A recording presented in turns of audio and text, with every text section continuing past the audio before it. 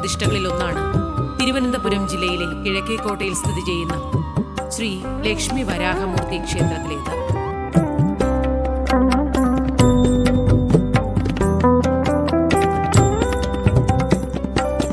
മഹാവിഷ്ണുവിന്റെ മൂന്നാമത്തെ അവതാരമാണല്ലോ വരാഹമൂർത്തി. ഭഗവാൻ അതാത് യുഗത്തിൽ ധർമ്മത്തിന്റെ പുനഃസ്ഥാപനത്തിനായി ഓരോരോ അവതാരം കൈക്കൊള്ളുന്നു. സൃഷ്ടി സ്ഥിതി സംഹാരനാഥന്മാരാണല്ലോ ബ്രഹ്മ വിഷ്ണു മഹേശ്വരന്മാർ. അതുകൊണ്ട് തന്നെ ഈ ഭൂലോകത്തിന്റെ നിലനിൽപ്പിനു വേണ്ടി സർവരും അഭയം പ്രാപിക്കുന്നതും സ്ഥിതിയുടെ നാഥനായ മഹാവിഷ്ണുവിന് മുന്നിൽ തന്നെയാണ്.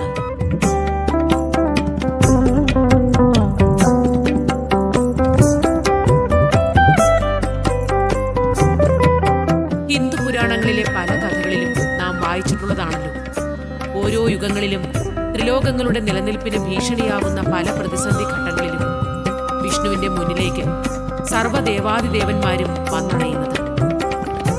വൈകുണ്ഠത്തിലെ അനന്തശയനത്തിൽ കിടന്ന് ഒരു ചെറുപുഞ്ചിരിയോടെ അതാത് കാലഘട്ടങ്ങളിൽ ഭഗവാൻ സർവ്വപ്രതിസന്ധികൾക്കും പരിഹാരമാർഗം കണ്ടെത്തുന്നു എന്നതാണ് വസ്തുത. അത് തന്നെയാണ് സർവചരാചരങ്ങൾക്കുമുള്ള ആശ്വാസമാർഗവും. ശ്രീലക്ഷ്മി വരാഹമൂർത്തി ക്ഷേത്രം വരാഹാവതാരത്തിലെ ഭഗവാന്റെ രൂപത്തെ ആരാധിച്ചുകൊണ്ട് അതിപുരാതന കാലം മുതലേ നിലനിൽക്കുന്ന ക്ഷേത്രങ്ങളിലൊന്നാണ്.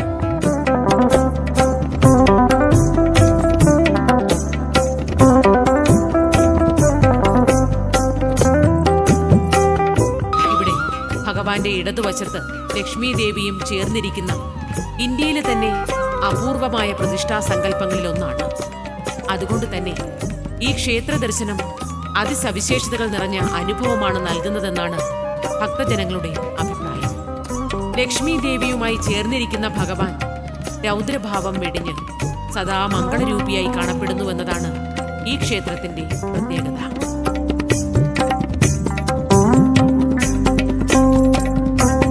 ഭഗവാന്റെ പേര് പോലെ തന്നെ ശ്രീവരാഹമെന്നാണ് ഈ പ്രദേശത്തെ അറിയപ്പെടുന്നത്. നഗരത്തിലെ തിരക്കുകൾക്കിടയിൽ നിന്ന് ക്ഷേത്രത്തിലേക്ക് കടന്നുവരുന്ന ഓരോ ഭക്തജനങ്ങളും ആനന്ദദായകമായ ഏതോ ഒരു ആത്മീയ മന്ത്രം ആത്മാവിൽ അനുഭവിച്ചറിയുന്നത് പോലെയാണ്.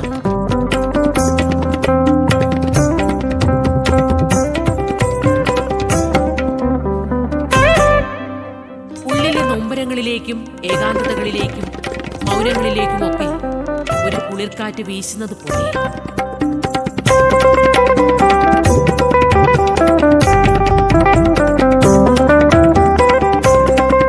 അങ്ങനെ ഓരോ കോശങ്ങളും അനുഭവിച്ചറിയുന്ന പരമമായ സ്വാസ്ഥ്യം തന്നെയാണ് ശ്രീവരാഹത്തിന്റെ ഈ ആത്മീയ ഭൂവിൽ നിന്നും ദേവനും ദേവിയും ഒന്നിച്ചു ചേർന്ന് നമുക്ക് സമ്മാനിക്കുന്നത്.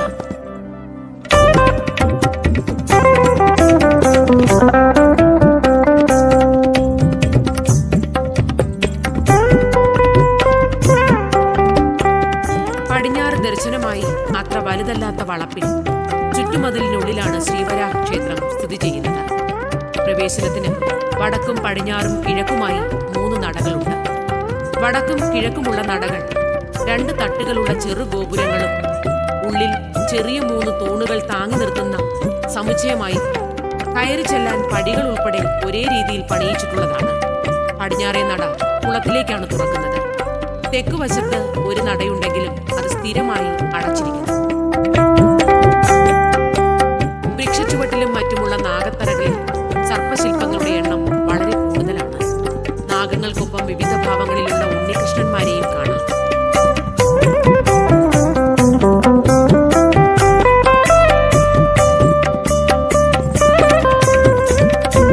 വടക്ക് കിഴക്ക് ഭാഗത്ത് പടിഞ്ഞാറ് ദർശനമായുള്ള വെവ്വേറെ അറകളിലായി നാഗരാജാവും നാഗയക്ഷിയും അവർക്ക് പിറകിൽ ഒരു നാഗത്തറയുമുണ്ട്.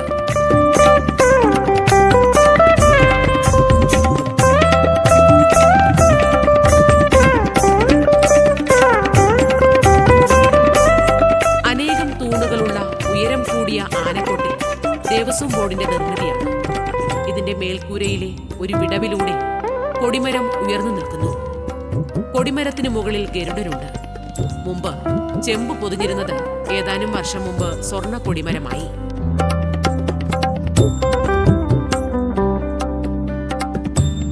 മരം കൊണ്ടുള്ള അഴികൾക്കുള്ളിലാണ് ബലിക്കല്ല്.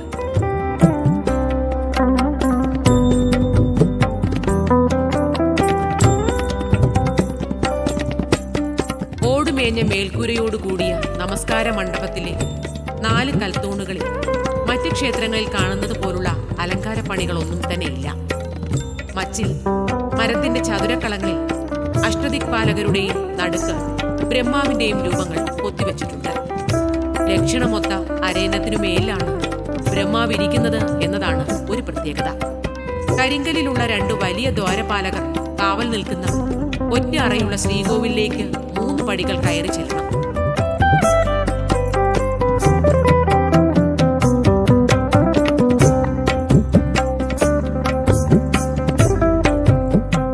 ശ്രീകോവിൽ വൃത്താകൃതിയിലാണെങ്കിലും ഉള്ളിലെ ഗർഭഗൃഹം സമചതുരമാണ്. ചെമ്പ് തകിടുകൾ കൊണ്ടാണ് മേൽക്കൂര മേഞ്ഞിട്ടുള്ളത്.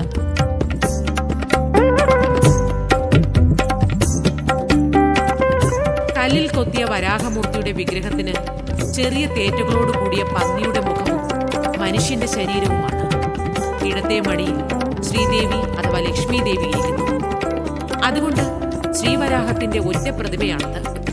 ഇവിടെ ശ്രീ എന്നത് ലക്ഷ്മിയെ സൂചിപ്പിക്കുന്നു.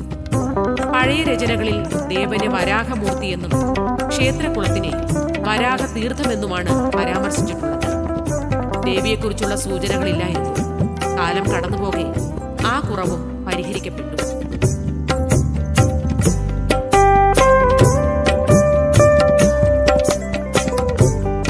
ദശാവതാരങ്ങളിൽ ശ്രീകൃഷ്ണ ഭഗവാന്റെയും ശ്രീരാമ ഭഗവാന്റെയും പ്രതിഷ്ഠകളാണ് ബഹുഭൂരിപക്ഷവും.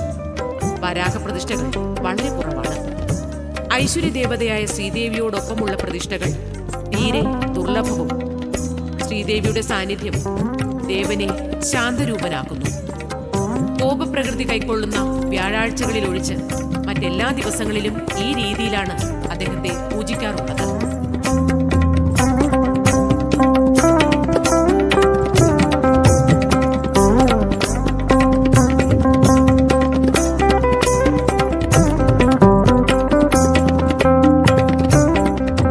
കോട്ടയ്ക്കകത്തുള്ള ശ്രീ മിത്രാനന്തപുരം ക്ഷേത്ര സമുച്ചയത്തിലെ ശ്രീ പരമേശ്വരന് അഭിഷേകത്തിനുള്ള തീർത്ഥജലം ലഭ്യമാക്കുന്നതിന് ശ്രീ മഹാവിഷ്ണു വരാഹത്തിന്റെ രൂപത്തിൽ പ്രത്യക്ഷപ്പെട്ടു. അതിന്റെ തേറ്റകൾ കൊണ്ട് മണ്ണിൽ കുഴിച്ചപ്പോൾ മിത്രാനന്തപുരം എന്നറിയപ്പെടുന്ന ഒരു വലിയ കുളമുണ്ടായി. സൃഷ്ടിയുടെ സവിശേഷത കൊണ്ട് കുളത്തിന് തീർത്ഥത്തിന്റെ സംശുദ്ധി കൈവന്നു. ഇന്നും കുളത്തിനടിയിലെ മണൽ ക്ഷേത്ര ചടങ്ങുകൾക്ക് ഉപയോഗിക്കുന്നതിലൂടെ ശ്രീ പത്മനാഭസ്വാമി ക്ഷേത്രത്തിലെ ഉത്സവവുമായി അത് ബന്ധപ്പെടുന്നു. തന്റെ ദൗത്യം പൂർത്തിയാക്കിയ വരാഹം അവിടെ നിന്ന് ഓടിപ്പോയി.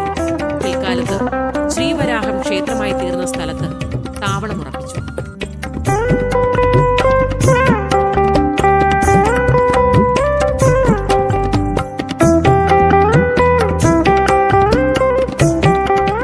പഞ്ചപൂജ പാരമ്പര്യമാണ് ക്ഷേത്രം പിന്തുടരുന്നത്. ആണ്ടുതോറുമുള്ള ഉത്സവം മീനമാസത്തിൽ 8 ദിവസം നടക്കുന്നു.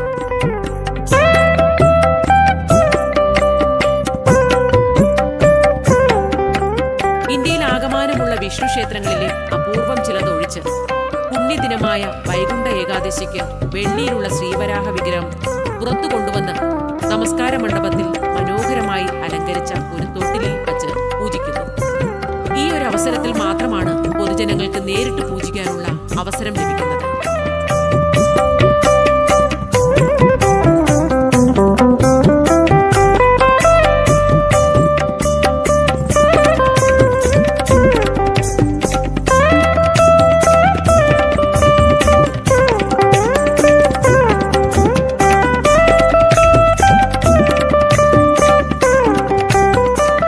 ക്ഷേത്രത്തിൽ ലക്ഷാർച്ചനയ്ക്ക് പ്രത്യേക പ്രാധാന്യമുണ്ട്.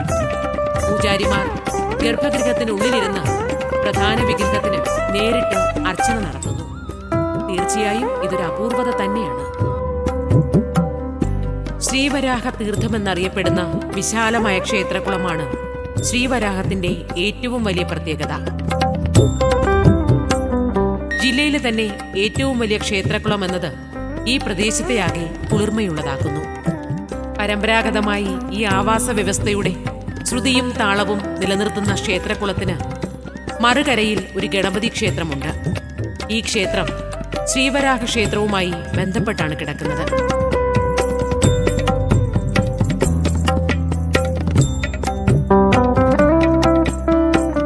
ക്ഷേത്രത്തിന് നടുക്കായി മനോഹരമായ ഒരു മണ്ഡപവും നിലനിൽക്കുന്നു.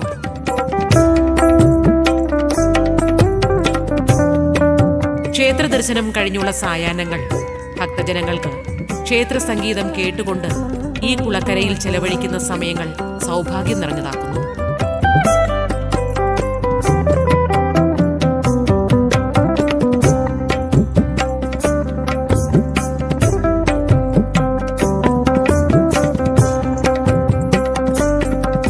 വേണാടിന്റെ ആധുനിക യുഗത്തിന് തുടക്കം കുറിച്ച അനിഴം തിരുനാൾ മാർത്താണ്ഡവർമ്മയുടെ സംഭവബഹുലമായ ഭരണകാലത്താണ് ക്ഷേത്രം സ്ഥാപിക്കപ്പെട്ടതെന്ന സിദ്ധാന്തം ശരിയല്ലെന്നും അതിന് വളരെ വളരെ മുമ്പ് മുതൽ ഇതിവിടെ നിലനിന്നിരുന്നുവെന്നും സ്ഥാപിക്കുന്ന രേഖകളുണ്ട്. പക്ഷേ വരാഹം എന്ന നാമത്തോട് ശ്രീ എന്ന് ചേർത്തത് പിന്നീടാണെന്ന് പറയപ്പെടുന്നു. 12-ാം നൂറ്റാണ്ടിലെ സംസ്കൃത കാവ്യമായ സ്യാനന്തൂര പുരാണ സമുച്ചയത്തിൽ വരാഹം എന്നു മാത്രമേ സൂചിപ്പിക്കുന്നുള്ളൂ. AD 12-ാം നൂറ്റാണ്ടിന്റെ അവസാനമോ 13-ാം നൂറ്റാണ്ടിലോ രചിക്കപ്പെട്ട അനന്തപുര വർണ്ണനം എന്ന മണിപ്രവാള കൃതിയിലും കേരളത്തിന്റെ ഉത്ഭവം വിവരിക്കുന്ന കേരളോൽപ്പത്തി എന്ന പഴയ മലയാള പുസ്തകത്തിലും ഇതിനെക്കുറിച്ച് പരാമർശിക്കുന്നുണ്ട്.